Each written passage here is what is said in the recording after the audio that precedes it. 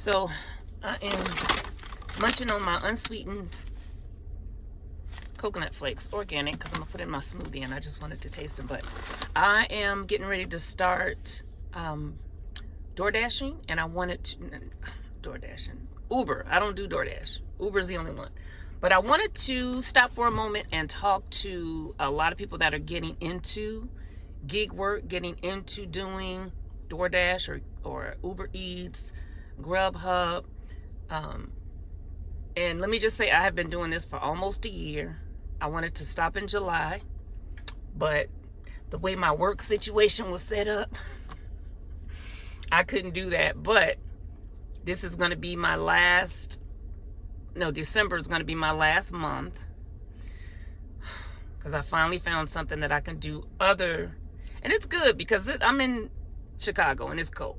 It's getting cold, and I didn't want to go through another winter doing Uber Eats. But I wanted to come on here just to talk to some people who are having to do it, like I did, coming out of the workforce, being furloughed and never being brought back on to my job. And I was doing, different odd things here and there, but this was just something that was consistent, giving me a consistent income. You get paid every day. So I'm not an expert in it, but I do want to give you just some tips to make it a little bit more doable. So the first thing is, if you're going to sign up, find a app that you can sign up for and do for a few months before you start doing multiple apps. I have always done Uber Eats. I've never done anything else but Uber Eats. So I think you should find something that you can do first, if you like that platform, then stay on that platform. But I have always done Uber Eats. My daughter used to do DoorDash, so I'm familiar with their platform. So that's why I kind of chose Uber Eats. I just like their platform better. I like a lot of their specials that they have better. And so the first thing is, choose how much you want to make. I know it's not going to replace, if you make a 6-figure income, child, you're going to be working 8 to faint to try to replace that 6-figure income. It is very difficult in these days. Maybe back in the day during COVID and stuff like that, and after, when everybody and their mama was ordering from home and they were giving huge tips because we got so much money from the government. That was like the heyday of gig work, the heyday of driving and doing deliveries and stuff like that. Child, they don't tip like that no more. They hardly tip in my area anyway, and I'm in the south suburbs. So my goal is always to make $20 an hour or more. That's always my goal, to make $20 an hour or more. So set what your expectation will be as far as how much you want to make an hour. Once you do that, just know that your acceptance rate is going to be low as all get out. I don't care about my acceptance rate.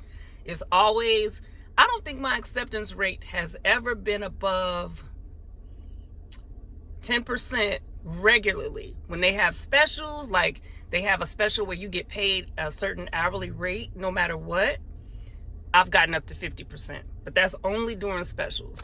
Any regular days that I'm doing Uber Eats, my acceptance rate may hit above 10, 11. That's it. That's it. And my acceptance rate is always low because I'm looking for those orders that's going to give me $10 for a half an hour, more than $10 for a half an hour, but I'm trying to get at least up to $20, if not more, per hour. It's just not worth it, with gas and stuff like that. It just ain't worth it to go out there and do more than that. And so find something that you can do that you're gonna, determine what your hour is, what your hourly rate is gonna be, and then what your area is gonna be. Now, I'm in the south suburbs and I try to stay close, within maybe 6 or 7 suburbs that are connected to each other, because typically it's about 20 minutes to a half an hour to get to each one of them. So I'm only looking for those that are close to me. I try not to drive into the city if I can help it. Maybe close to the city, if it's like maybe 20-25 minutes away and I can get right back on the expressway. But I always try to go somewhere where I can potentially get another order that's close to where I'm going. So figure that out too, where, what area you want to be in. I started taking pictures, even if they don't ask to take pictures, certain areas where you're going to go, take pictures and do a video. I've had some instances where I'll discuss that in another video. But if you are in kind of a shaky area, take pictures, record a video just to let them know that you dropped off the order if they don't request it. So that's another thing, when you choose your areas, kind of know where you're going, especially if you're doing this at nighttime. Like I've been doing this mostly in the evening, because during the day, I got to run my daughter around for school and things like that. But yeah, try to kind of figure out the area. So if you see it, you're like, this time of night, I'm not going over there. So try to kind of make sure that you know your areas. Another thing is to know the restaurants. Some restaurants are notorious for taking forever and a day. So say, for instance, you get an order for $11, $12, and it's at a restaurant where you know that they take forever to make the food. Don't get it. And the thing is, I'm hopeful. Like I've done it a couple of times where I'm hopeful that they won't take as long, and I get suckered into it every single time. So I stopped doing that. You're gonna make sure you're gonna kind of find those restaurants. So just know, if you see those restaurants come up, don't take the order. Find out what times that you're gonna work. If you're gonna work from 7 a.m. to 7 p.m., do 7 a.m. I think they only give you 12 hours anyway. Do 7 a.m. to 7 p.m. I can't drive more than 6-7 hours. I get exhausted.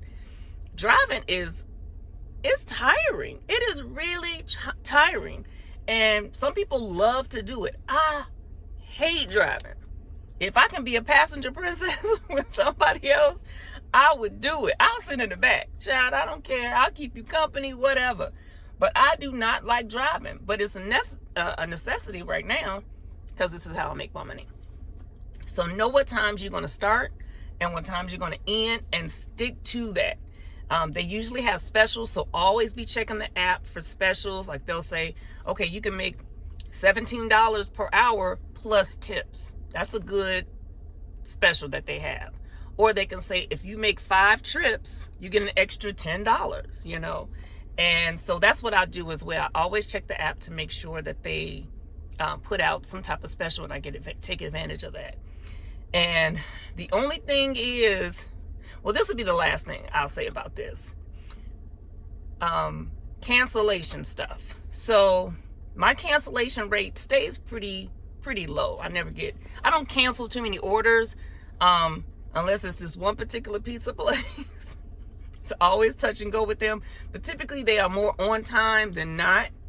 So I still take orders from them, but sometimes they don't have a good system of taking orders in the first place. So if it's something that's going to be like more than a half an hour wait time, are you serious? I'm canceling that. But say, for instance, you drive to a location and somebody already picked up the order. Oh, that is the worst. That is the worst of the worst of the worst. I can't understand how people be stealing food like that, but whatever. So you'll get to a location and, the manager, whoever is at the front, will be like, somebody else picked that up. Can you let the company know that somebody else picked up the order? You can cancel it. It will go against your cancellation rate, unfortunately. But what I do is I call into the company. I call Uber and let them know that somebody else picked up the order, because I don't want it to go against my cancellation rate. So I will call them and have them cancel it. And so when that happens, they just cancel it through the app. Sometimes they'll give you compensation. Sometimes they won't. If it's like a $15 order, I'll be like, can I speak to the supervisor? Because I want compensation. I'm not driving all the way across town for a $15 order and somebody else picked it up, and now you just want to cancel and don't want to reimburse me. No. So I will ask to speak to the supervisor, and typically they will give you something, a trip fee. They'll give you, half of it or whatever. The most that I've gotten, because it was a really big order, was $20. They don't do that all the time. Sometimes the trip fee is $4. Sometimes it's $7. It's random numbers all the time. But I always ask to speak to a supervisor, especially when it's a big order or a big number like that. And so once that happens, you can check your app. It's always at the end of the night. They'll keep your money in your app until you can transfer it. If you want to transfer it daily, you can do that. They will automatically pull it out on Sunday and send it to your bank account anyway. So you can wait until the end of the week, or you can do it daily. I typically do it daily. Sometimes I'll do it, once a week, depending on what's going on. But there you have it. So if you are going to be driving for any of these apps, just kind of figure stuff out. Look at the app, go online, look at some of these videos. That's what I did. And just kind of find out what people are doing, and child, go make some money. We got to do what we got to do until we get something else. If this is going to be your full-time gig, God bless you. God bless you. I do not envy you, because you probably love driving. But yeah, that's it. And so the next video, I'm going to talk about some of the things that I've experienced that I'm like, the hell with this app. But I'm still here, because these people out here are crazy. But I'll talk about that in another video. So peace out.